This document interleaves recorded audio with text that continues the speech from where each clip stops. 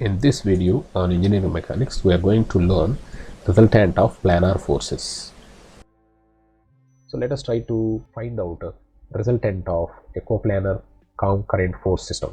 Okay, so now let us say we have some xy coordinate system here, this is the origin here, and so there are three forces, F1 is one force here, F2 is one force, and F3 is the third force.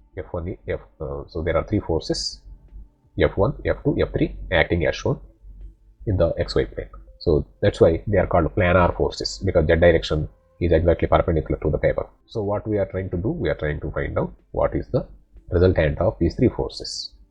So now let's try to find out a method which you can use to find out the resultant of these three forces.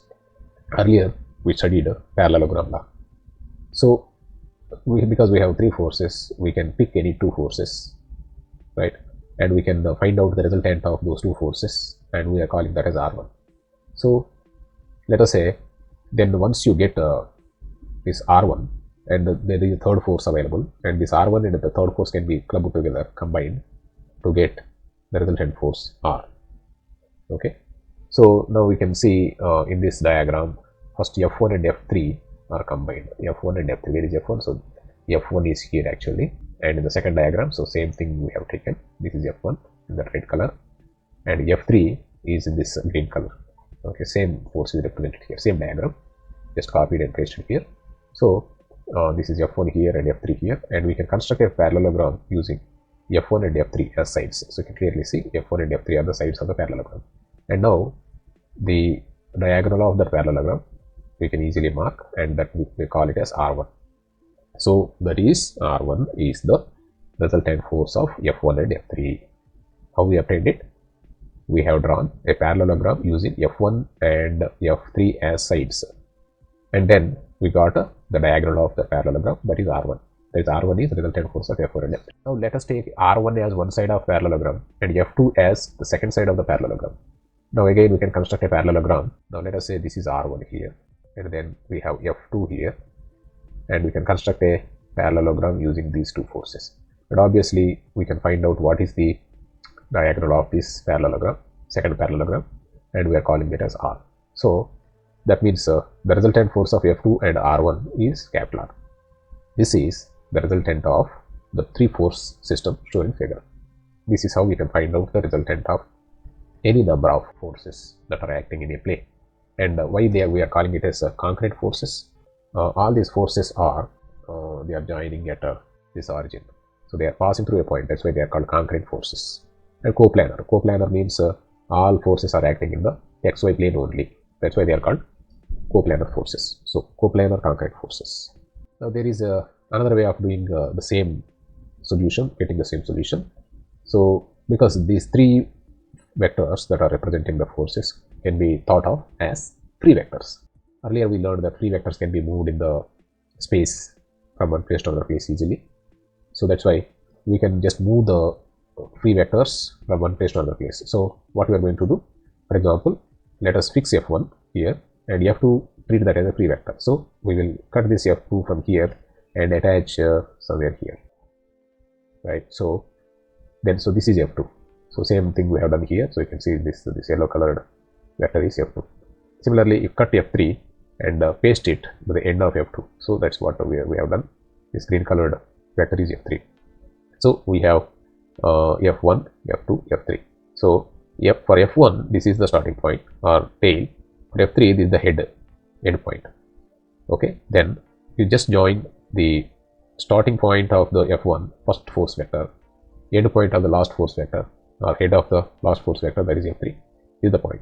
If you join these two with a dotted line, so that's nothing but R, the resultant force. So we can clearly check this is exactly similar to what we have earlier obtained. So let's go and check it once. So this is our resultant force R1, and it is very similar, exactly similar to what we are getting here. So this resultant force makes an angle of some theta x with x-axis, and this can be thought of having two rectangular components. For example, I can draw it one component something like this, which can be called as some Rx, then one more component Ry, then so we can write R square equal to Rx square plus ry square. Similarly, we can write for, so this right angle triangle we have, so we can write tan theta x equal to ry, opposite side, divided by rx, from which you are going to get theta x. Okay, so now let us solve an example problem using this concept of finding the resultant of coplanar concurrent forces.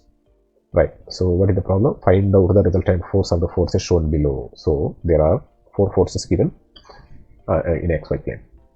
First force is 330 Newton. It's acting, it's making an angle of 30 degrees with the positive x-axis. So let's say this is our theta x1. Then second force is 335 Newton. It's acting something like that towards left and up. And of course the angle is not given here, so the slope triangle is given. So the slope triangle has a side, vertical side of 1, horizontal side of 2, and obviously the hypotenuse of this slope triangle will be under root of 1 square plus 2 square, that will be root 5. The third force is 400 Newton, so it makes an angle of 60 degrees with the negative x-axis. Then fourth force is there, so which is equal to 260 Newton, and it also makes a slope in such a way that the slope triangle sides are 5 horizontal, 12 vertical. Okay, so now let's try to calculate what is the resultant force of all these 4 forces, which are coplanar and concurrent. Now, so we will take each force and try to get x and y component of each force. So if you take 330 Newton here, so let us say this is the tail of 330 Newton force and this is the head of 330 Newton force, and start here and travel along a positive x direction to some distance, and then take a right angle turn, so that you are making exactly right angle there. So this is the right angle here, and so this is the length we are traveling along x direction. That's why it will be, let us say, some fx, and this will be fy, right, and this will be f. So f is 330 Newton, fx and fy we need to find out. So if you take 330 Newton like this, adjacent side is fx and opposite side is fy.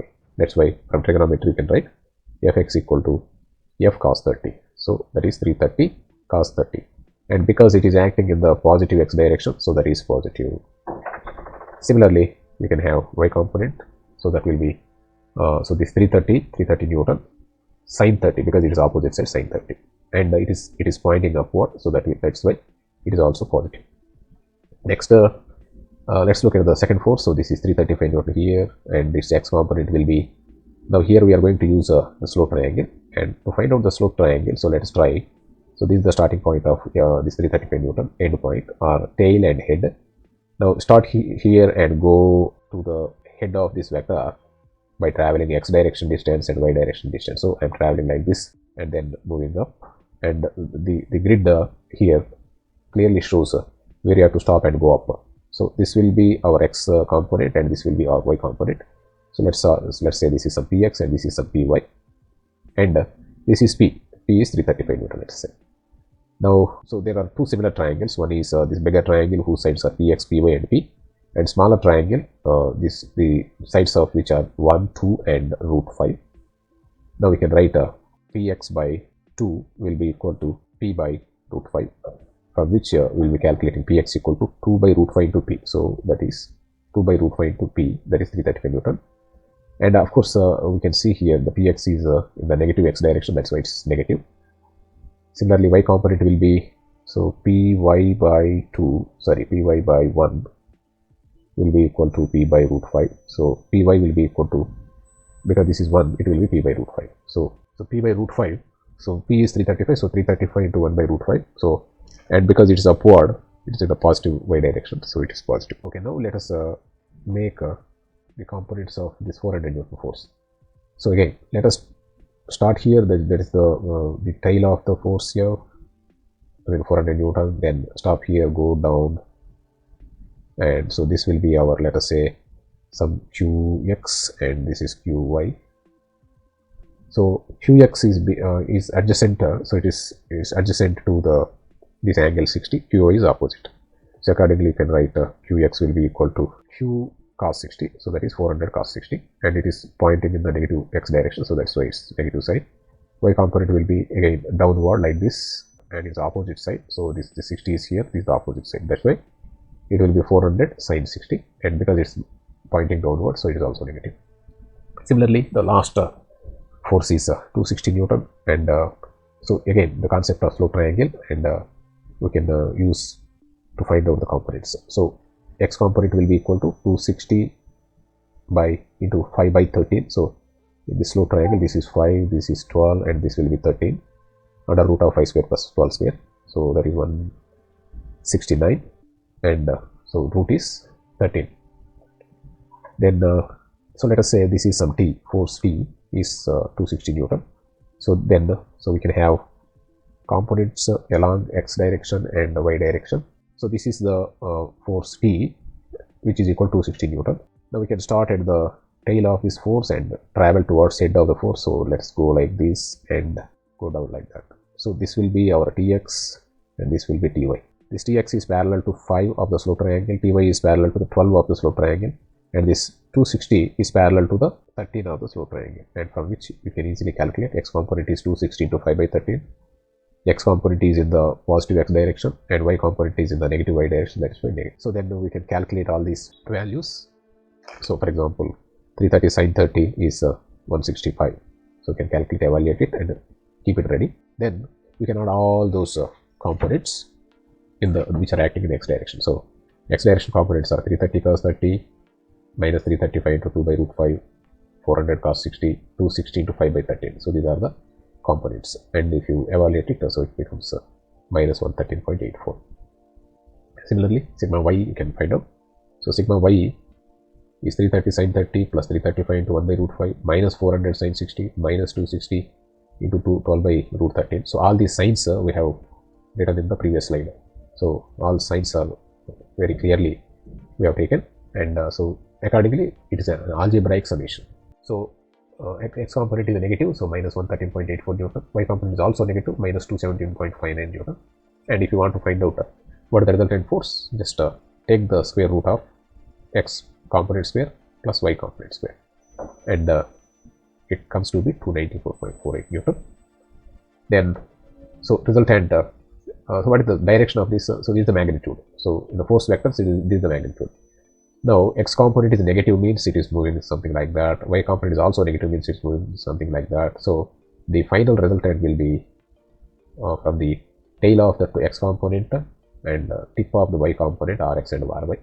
So tail here, and so this is our r, and it's pointing down and towards left. So this is what we write here. Resultant r points to the left and down.